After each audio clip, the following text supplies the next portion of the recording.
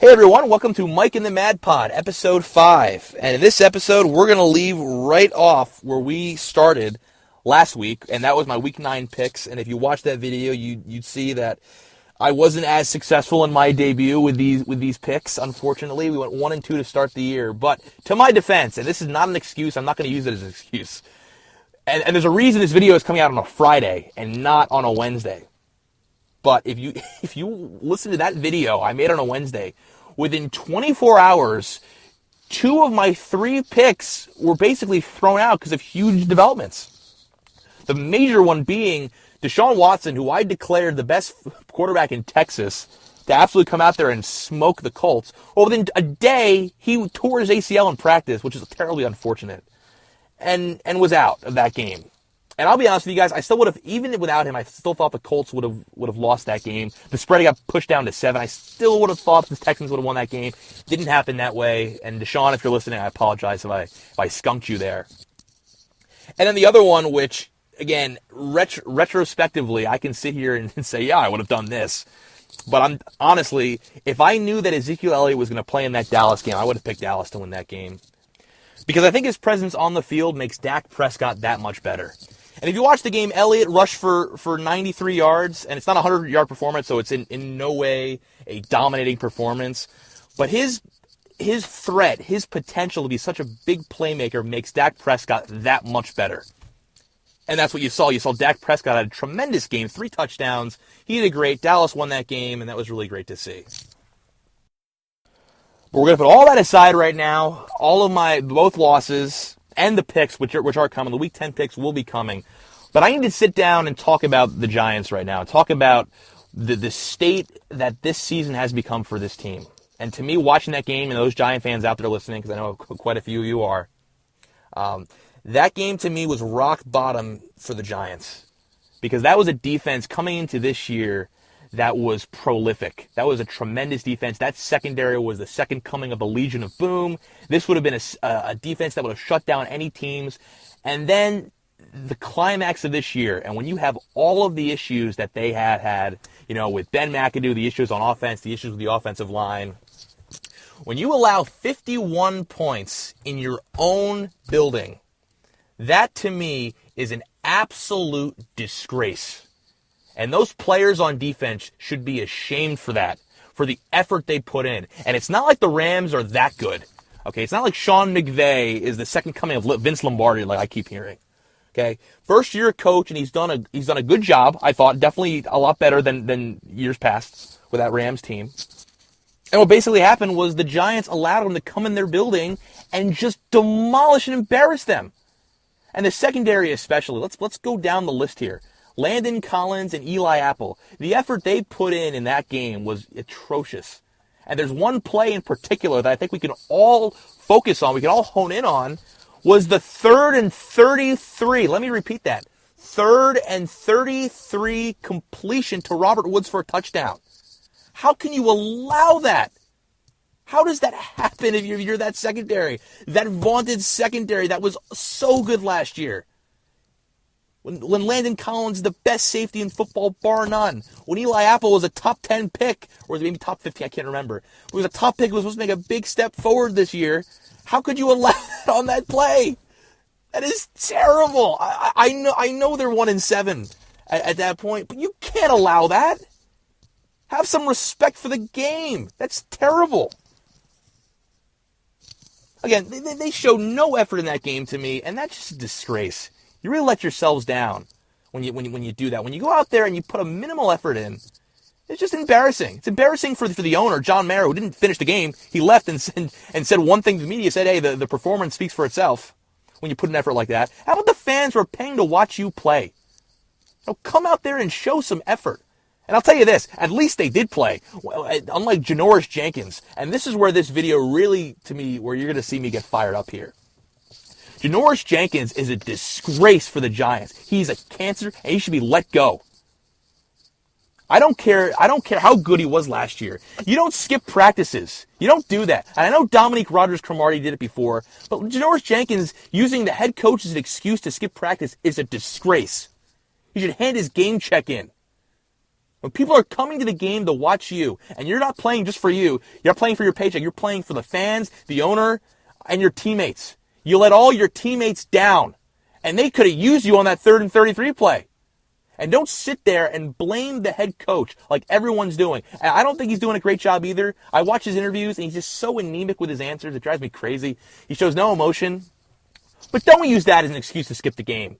Don't say his leadership's the reason I'm not going to play. You're a disgrace. Hand your game check in. And you're a veteran. What kind of message do you think that sends to young players? What do you show them when you do that? It's okay to skip practice when I don't like my head coach? And now you're seeing more and more Giant players come out and criticize McAdoo. And I will, again, he's not doing a great job. I don't even think he's going to keep his job, to be honest with you. But let the media decide that. Don't come out to the media. I mean, this is the Giants. This is a team that has respect. It's not like it's the Jets. No offense to Jet fans listening. But this is a team that has respect. It's a sacred team. The team has been nothing but class in everything they do. And for players to come out and complain about the head coach is awful. Let the media do that. You know, let guys like me do that. You know, I can take care of that and criticize that. But go out there and play for your teammates. Try to win a game. And then the other side of this has been the play of Eli Manning. And you know, you watched the game. He didn't do great. You missed some plays he had some plays that were wide open that he missed in that game. He took some sacks, which you can't blame Eli for, but a lot of these plays, you can understand why he's played so many games in a row, because whenever pressure comes, he kind of just falls over because he doesn't want to take a hit, which is fine, but it's more of the Eli off the field that I respect, because he's not going to the media and throwing the head coach under the bus. When McAdoo, the only player that McAdoo ever rants about is Eli. You know, you only hear McAdoo say bad things about Eli. Never Beckham, never, you know, the players who skip practice. It's always Eli he tends to be harder on, which I guess he expects that from his veteran quarterback. His play has not been great of late. And I'm going to ask this when we have our guest next week, when I have a special guest on, I'll leave you guys in suspense. But I'm going to ask what the plan is for the Giants and Eli going forward, if they're going to make a change at quarterback. Personally, and I'll leave this with the Giants because this is my rant's going on far too long here, especially for someone who's a Cowboy fan. Personally, I think if the Giants, because they're going to end up with a top pick, top 5, and Sam Darnold is going to be available. To me, before you go out there and you draft Sam Darnold, you have to see what Davis Webb, the quarterback they drafted, has. You got to see what he has, you know, during a game. You got to see him in a game environment. And frankly, I think this week against San Francisco is a perfect opportunity for him, because I wouldn't say it's a softball game, because the Giants are so banged up right now offensively with their receivers. They don't have any weapons. But this is a game to really ease into the NFL. And I think this would be a great opportunity to see what the Giants have in Davis Webb, because they're not competing this year, so why play Eli?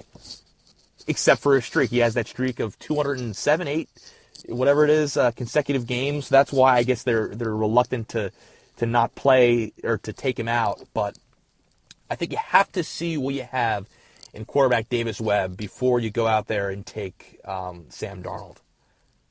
Because if you have a quarterback in Davis Webb, then why draft Sam Darnold? Take the guy from Penn State, Saquon Barkley. Take him. He would help out the Giants. Although I will say, and this is the last point I'll make about the Giants, the one bright spot in that game, and I prophesized it if you listen to Week 9, I thought Orleans Darkwood did a great job in that game. I thought he played hard, he ran hard, out of the box. I thought the first couple plays he did a great job, and then the Giants inexplicably abandoned the run. And then he turned the ball over on the first try. It's just very odd. But I think going forward, if the Giants want to make some success, give the ball to Orleans Darkwa, and let's see what he can do. Because I think he's a playmaker. I think he runs hard, and he deserves to play. But that'll be it for my Giant spiel. So let's move on to these picks here.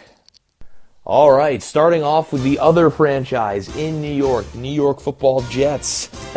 They are playing the Tampa Bay Bucks on the road this week, and this is the game I'm going to hone in on. And before this year started, if you said I picked the Jets to win a game, I said, hey, you're crazy. But looking at this game and looking at all the problems that are facing the Bucks right now, they don't have Jameis Winston. He's out for a couple weeks. I'm not even sure he's going to come back this year. He's out. Mike Evans, their number one receiver, suspended by the league for his cheap shot last week, he's not going to be playing. And if you look at the one other area of their offense, their running game, you look at the game that Doug Martin had last week, did not have a great game. They could not successfully run the ball. And to me, when you don't have a quarterback, when you're losing your number one target in Mike Evans and you can't run the ball, how are you going to score points? And this is still a pretty decent Jets defense.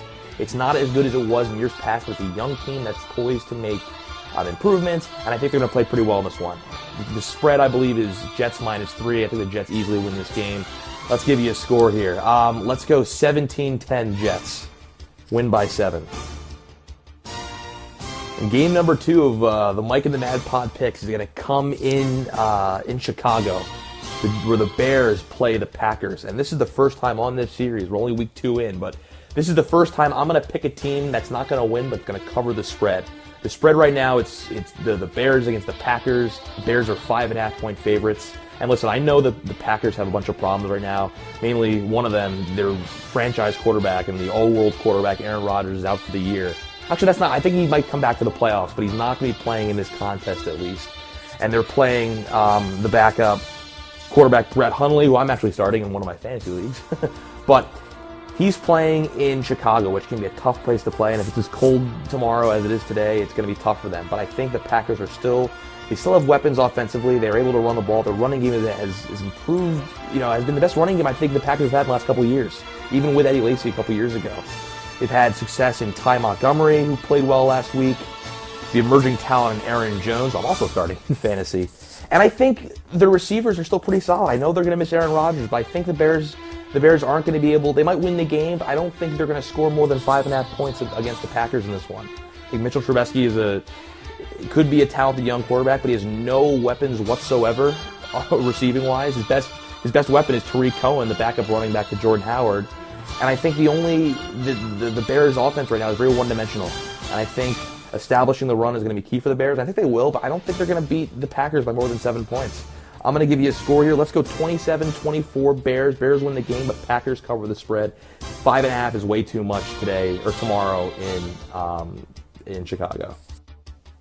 And this last pick, we're going to go once again to a team I picked last week, and that is the Indianapolis Colts, except this time I'm actually going to go with the Colts. In another game that just has a ridiculous spread. The Steelers are playing in Indianapolis, but the spread is 10 points. I never like picking road teams, not getting points on the road unless the team has proven to me that they're dominant. And I don't know if the Steelers have played that, have been that way. They've lost a brutal game to Jacksonville a couple weeks back where Big Ben threw 5 picks. And the Colts have played better in recent days, especially last week when they beat my Texans after I made that call. But I don't see the Steelers winning by 10 points in this one, guys. I can't justify that in my mind.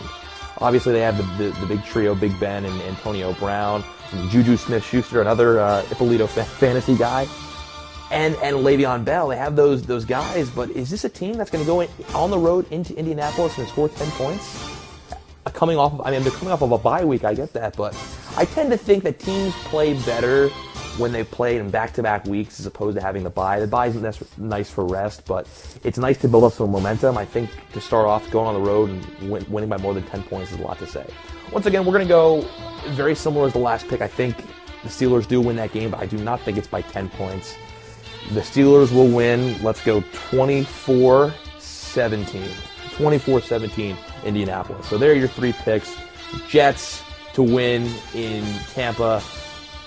The Colts to lose but cover the spread, and the Packers to once again lose and cover the spread. Thank you guys so much for tuning in, and I apologize that rant in the beginning was a little long, but I will probably put in the annotations splitting that rant up between the picks and my rant. And actually, if you made it this far in the video, you probably already heard both. So anyway, thank you guys so much once again, and I will see you next week with my picks. And I made a mistake earlier. The special guest is going to be the week of Thanksgiving. We'll have our special guest on. Thank you so much. Take care.